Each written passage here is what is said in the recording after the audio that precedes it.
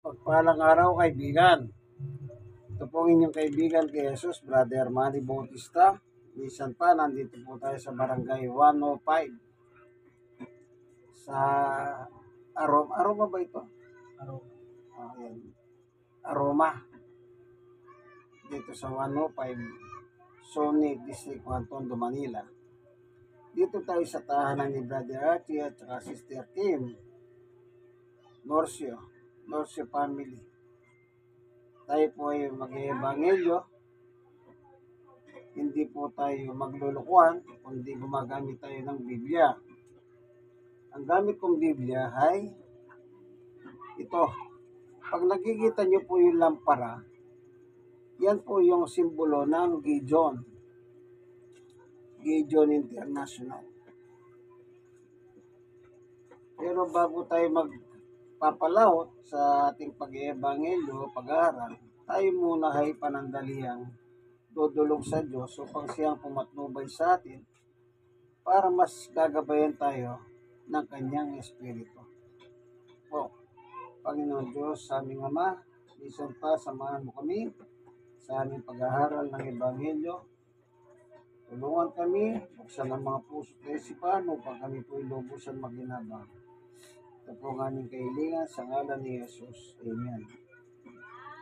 Itong ating papaksayin dito, yung sinasabi ni Apostol Pablo. Ang sabi po ni Apostol Pablo dito sa ikalawang Korinto 6:1-2, babasahin ko po Yamang kami katulong sa gawain ng Diyos. Katulong, sabi ni Pablo. Ibig sabihin ng katulong, meron kang amo. Ikaw yung tutulong sa amo mo.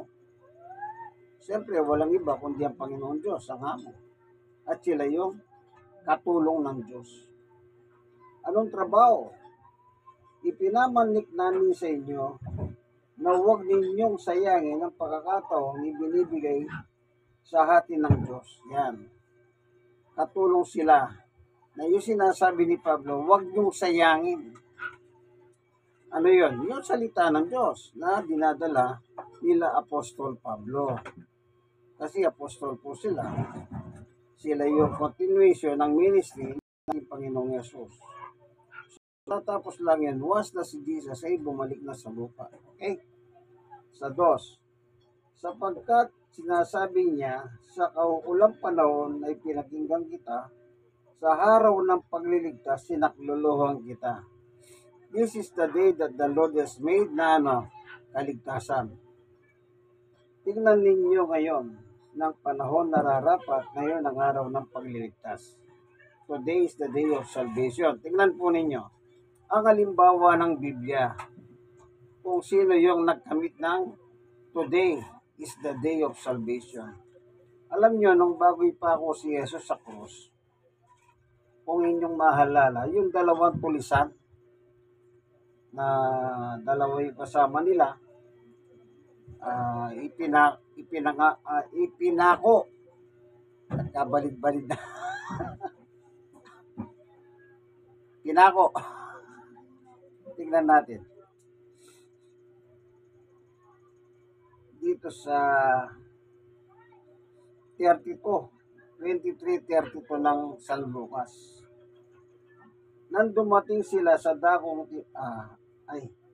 may dinala pa silang dalawang salarin upang patayin. Yung pasinin, patayin. Ang kanilang sintensya, death penalty. Upang patayin kasama ni Jesus. Yung dalawang salarin, sabi niya, kasama si Jesus, bali 3 sila. Tignan ninyo. Lalaktaw na tayo, pupunta tayo dito sa verse 42.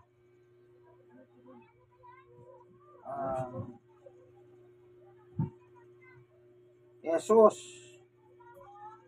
sa 42 at sinabi niya, Jesus, alalahanin mo ako kapag naghahari ka na.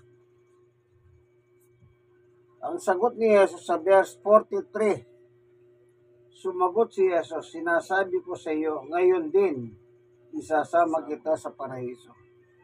Kita nyo? Yung pagliligtas ng Diyos, ang sabi ni Pablo, today is the day of salvation. Salita ng Diyos yun na sinalita ni Pablo. At ang halimbawang kinuha natin, yung isang salarin na papatayin kasama ni Jesus. Yung isa lang ha. Kasi yung isa, imbis na tanggapin si Jesus sa kanyang buhay, nilahit-lahit pa si Jesus. Anong sabi niya? Kung ikaw nga Kristo, panglalait yun eh. Ang totoo, si Jesus talaga ang Kristo o tagapagligtas. Yun ang totoo. Pero sa kanya, dahil hindi siya totoo sa kanya, yung pananalita niya, wala ka naman may tatago sa Diyos. Anong sabi niya? Ito, sa 39, tinuya siya ng isa sa mga salaring nakabitin at ang sabi, hindi ba ikaw ang Mesiyas? Patanong yun eh. Hindi ba ikaw ang Mesiyas? Ang Mesiyas po sa Biblia, katumbas na salitang Kristo. Ang Kristo sa Biblia ay tagapagligtas. Naalala niyo ba yung ipinanganak si Jesus? Ililigtas ang kanyang bayan sa kanilang kasalanan. Ibig sabihin, Jesus means tagapagligtas. Ililigtas ang kanyang bayan sa kanilang mga kasalanan. Kaya itong isang kulokoy na ito, yung kanyang, alam nyo, yung, kung alam naman ng Diyos kung binubula mo ang Diyos eh. Maloloko mo ba yan? Siyang may gawa sa tao eh. Kaya wala tayong may tatago dyan. Anong sabi niya? Tinuya siya. Sa simula pa lang, tinuya siya, sabi ng Biblia. So, hindi talaga siya totoo sa kanyang salita. Basahin natin ha. Tinuya siya ng isa sa mga salaring nakabitin. At sabi, hindi ba ikaw ang Mesiyas? Iligtas mo ang iyong sarili, pati na kami. Tagapagligtas, ililigtas niya ang sarili niya. Kaya nga si Pinako, magliligtas siya. Kung walang ililigtas, wala naman Jesus na kapako eh. Tingnan natin sa 5:8 ng Roma. Anong sabi ni Apostol Pablo sa libro ng Roma?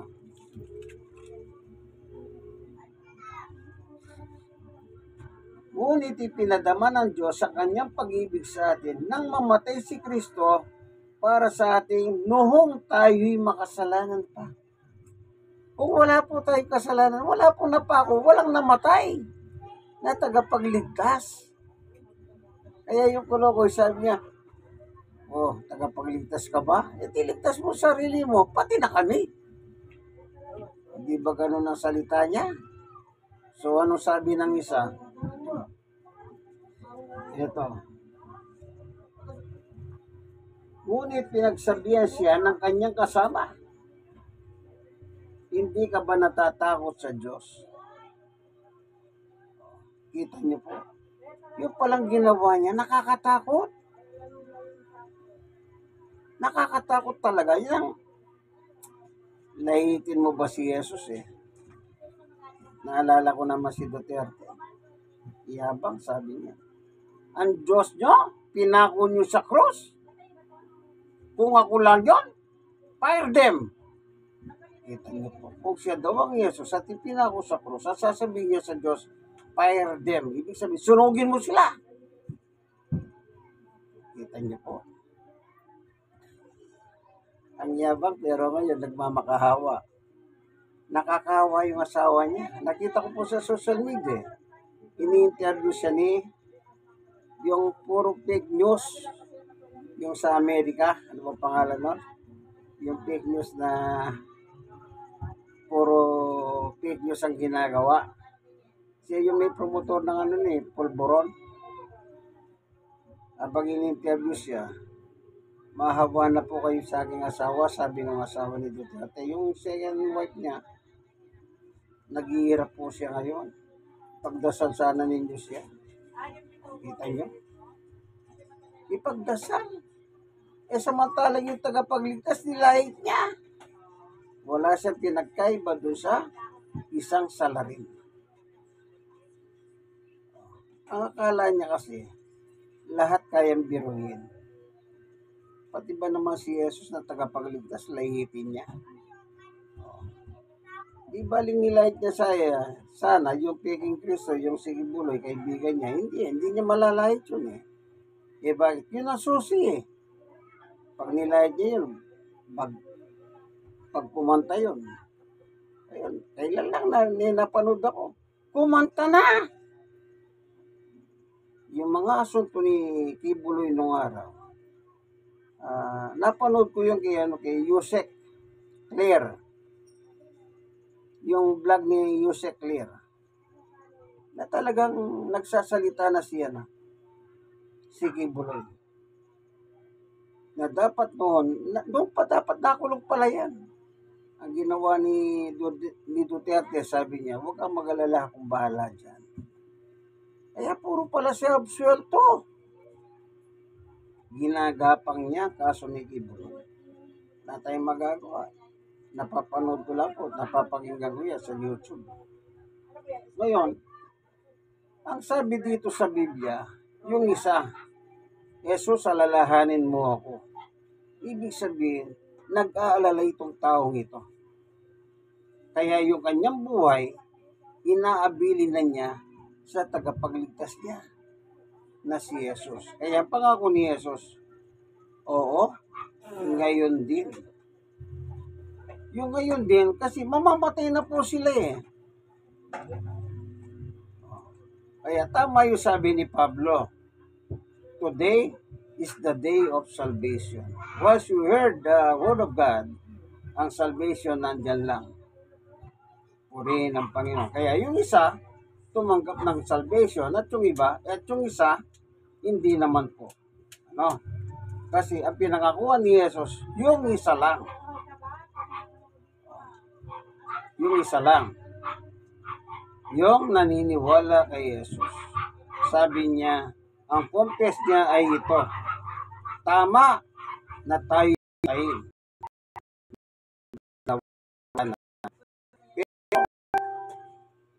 itong si Jesus, ang taong ito, sabi niya, ay walang kasalanan. Kita niyo po. Kaya, siya po nagtamo ng salvation. Hindi naman napakahirap pala yung salvation. Nasa pagpapasya lang ng ating buhay.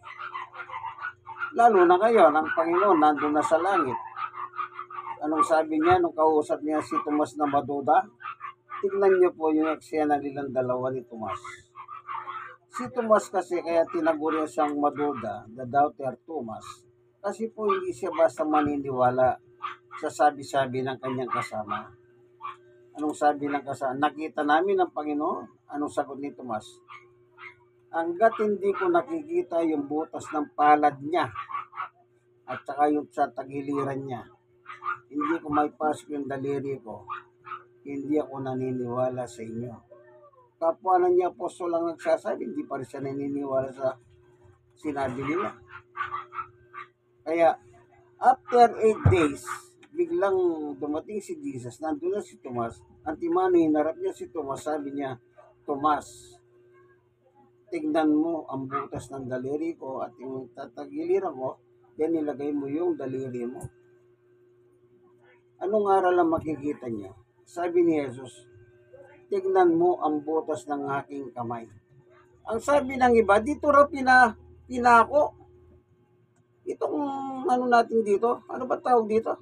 Pulso. O yung pulso. Oris. Ano yung sinabi ni Jesus? Tignan mo ang palad ko. Hindi naman palad dito eh. Itong palad.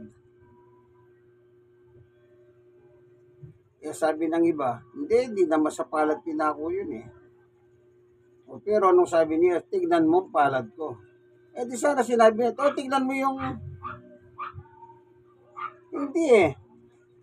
Tignan nga natin ano ba sinabi ni Jesus. Ang nagtuturo ng ganon yung mga saksi ni Jehovah. Dito rin pinako sa... Dito. Anong sabi Sa rito? kanila sa tulos eh. Ganyan eh. Oo, pero dito. Oo, no? Wala, hindi sa cross, no? Hindi. Pinako sa tulos. Anong sabi rito? Tignan natin, oh. Tignan mo ang aking mga kamay.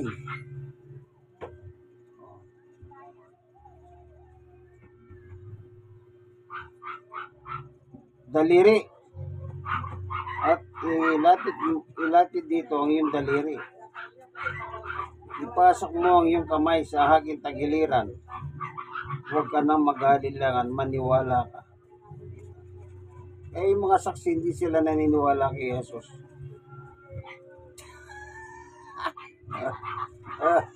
Yung fairness yung mga saksi, wala tayong personalan ha. Kasi hindi kayo naniniwala sa palad eh. Iba ito. Yan. Kaya, ang makakaligtas lang po, the moment na gusto mong maligtas, meron pang problema sa mga tao. Pag malapit ka ng mamatay, magpatawag ka ng pari at na makapangumpisal na siya. Kumbaga, yung magkukumpisal siya. Yun ang alam ko. Pag malapit na mamatay, mangumpisal din, mag-communion. Hindi ko alam saan nila nakuha yun. Kahit ikaw naman, sarili mo, pwede ka naman magdasal sa Diyos. Sabi nga nung isang ka-Bible study ko kanina, ba't kailangan mo pa lumapit doon? Ikaw lang, kaya mo naman magdasal, sabi niya. Oo nga naman. Ililigtas mo sarili mo, kagaya ng tulisan, sarili niya, liligtas niya. Sa pamamagitan ng pananampalataya niya kay Jesus. Ano si Jesus? Walang kasalanan. Kasi kung meron kasalanan niya, hindi tayo maliligtas. Kaya nga sabi sa 1:7, dahil sa dugo, kasi po, banal kasi si Jesus. Of course, pag sinabing banal si Jesus, pati yung dugo niya banal. Kaya yun po ang magliligtas sa atin. Ito, tignan lang natin may nakalagay sa Biblia niyan. Tignan lang po natin na kung saan sinabi niya dito ay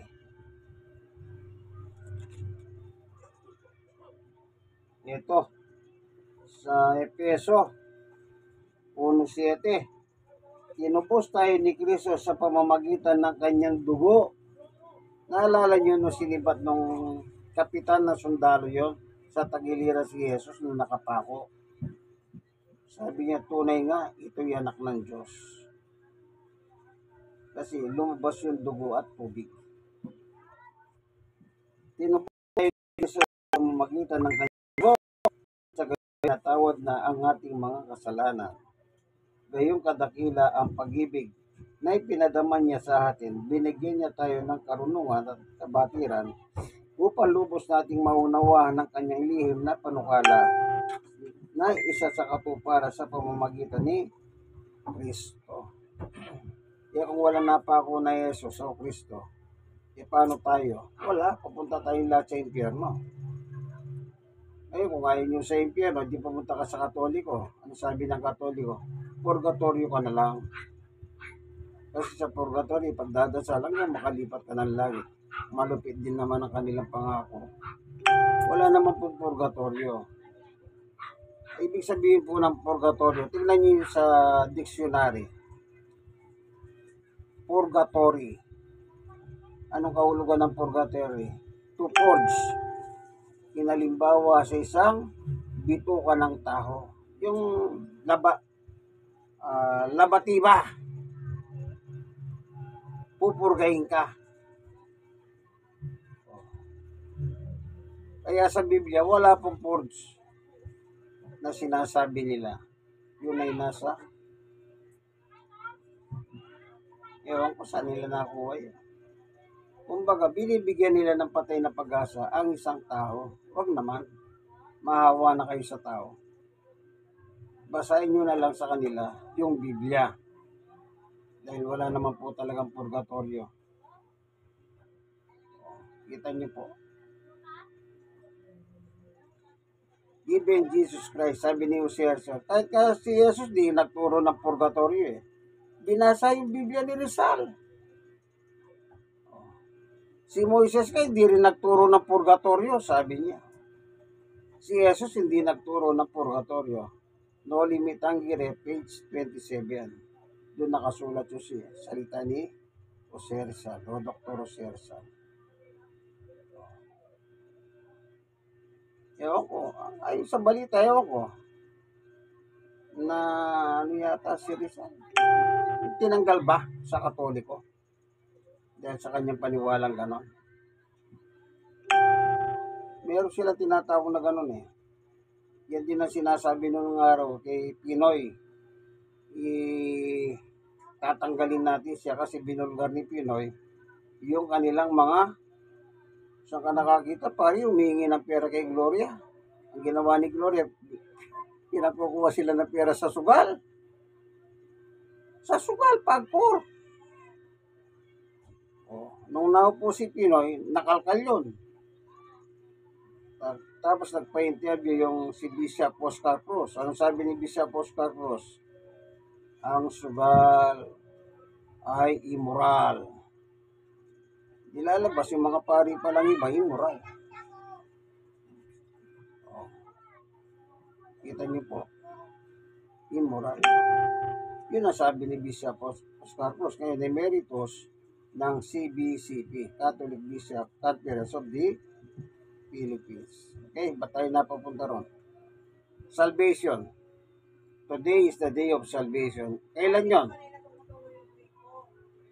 Kahit malapit ka nang mamatay, sa sarili mo, pwede ka naman mangumpisal sa Diyos. Eh. Sa totoo lang, pwede kang mangumpisal ng sarili mo.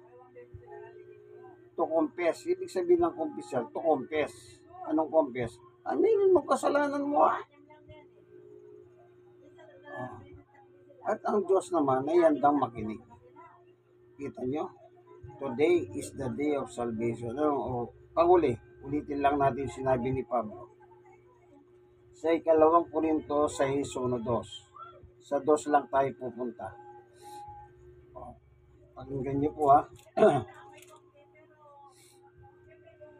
Sapagkat sinasabi niya, sa kaukulang panahon pinakinggan kita. Kailan yung kaukulang panahon? Kapag nananalangin ka na. Alam naman ng Diyos, tawirin ng buhay mo. Kasi ang Diyos ang may likha ng buhay at siya rin ang kukuha ng buhay. Kaya nga isa sa batas ng Diyos, huwag kayong papatay. Ano sabi niya? Sapagkat sinabi niya, sa kaukulang panahon, pinakinggan kita, sa araw ng pagliligtas, sinakluluhan kita. Tignan ninyo, ngayon na ang panahon nararapat, ngayon na ang araw ng pagliligtas. Alam ng Diyos kung nag-iingalo ka na, hindi kailang tawagin nyo si ganyan, tawagin nyo si ganito. Siguro nahiya lang sila sa Diyos. Kaya kailangan meron pa silang padrino. Yung padrino sa Biblia, si Jesus lang eh. Anong sabi ni Jesus? Ako ang dahan ng katotohanan at ang buhay. Walang makakapunta sa Ama kundi sa pamamagitan ko. Si Jesus lang ang pwedeng mamagitan sa atin. Kahit yung kukunin yung, bawag, yung patawag ninyo si ganito, dadaan din siya kay Jesus. Ba't pa kayo dadahan doon kung kaya nyo naman palang manalangin sa Diyos sa pangalan ni Jesus? Hindi po ba? Mahirap ba yan? Hindi naman. Kanya lang. Kaya siguro mahirap. Nahiya lang kayo lumapit sa Diyos. Bakit? Anong sabi ng iba? Nakakaya eh. Nakakaya. Ito pala kayo. Kung ikaya ninyo ang Diyos. Wag. Ang Diyos po andang makinig sa atin. ang Diyos handang sumaklolo sa atin. Ang Diyos ay nagmamalasakit sa atin kung tayo ay lumalapit sa Kanya. Panghuli, tignan niyo po ang sabi ni Jesus sa Hebreo chapter 7, 24 and 25. Ngayon nasa langit na si Jesus nakaupo sa kanan ng Diyos. Anong sabi niya dito sa Biblia? Ngunit si Jesus ay nabubuhay magpakailanman, hindi siya nahalinhan sa kanyang pagkasiserdote. 25. Dahil nga riyan lubusan niyang may liligtas ang lahat ng lumalapit sa Diyos sa pamamagitan niya, sapagkat siya ay nabubuhay magpakailanman upang mamagitan para sa kanila. Sino yung sa kanila? Yung lumalapit sa Diyos. Diyos, Jesus, tao. Ang trabaho ni Jesus na mamagitan sa Diyos sa pagitan ng Diyos at ng tao. Dapat dumaan lang po tayo sa Kanya sa ating paghingi ng tawad. Wala naman po problema eh. Gawin lang natin makatotohanan. Huwag natin gayahin yung isang salarin na kunwari nagsasalita siya ganyan pero sa totoo, kinukutsanan niya si Jesus. Alam ng Diyos ang laman ng puso mo, ng isip mo, yung mga pagbigkas mo ng salita, kung totoo yan o hindi. Salamat po Panginoon Diyos sa katotohanan na tinuro mo sa amin sa pagkakataon na ito. Nawa yung mga manunood at makikinig ng video ito, meron din po silang matutunan na haral mo. Salamat po Panginoon Diyos, at kung sakaling hindi po hayo sa gusto mo ang kanilang pananampalataya, baguhin mo po sila sapagkat ikaw lang po pwedeng magbago at wala na pong iba. Ito po ang aking kahilingan at panalangin sa ngalan ni Jesus. Amen. Kayong mga nanonood ng video ito, ang request ko, mag-like kayo, mag-comment kayo. Kailangan mag-comment kayo biblical para masagot kayo ng biblical. Then, mag-share kayo, i-share ninyo ng i-share. Malay ninyo, pag-share ninyo, ito pala yung kailangan ng tao. May kayo tuloy ng Diyos sa Ebanghelyong ito. No, kaibigan, itong inyong kaibigan kay Brother Manny Bautista. Nasa tahanan po tayo ni Brother Archie, Sister Kim. No, so hindi ko na po sila pakikita. Ako na lang ang tignan niya. Nagre-react yung isa. Bye-bye.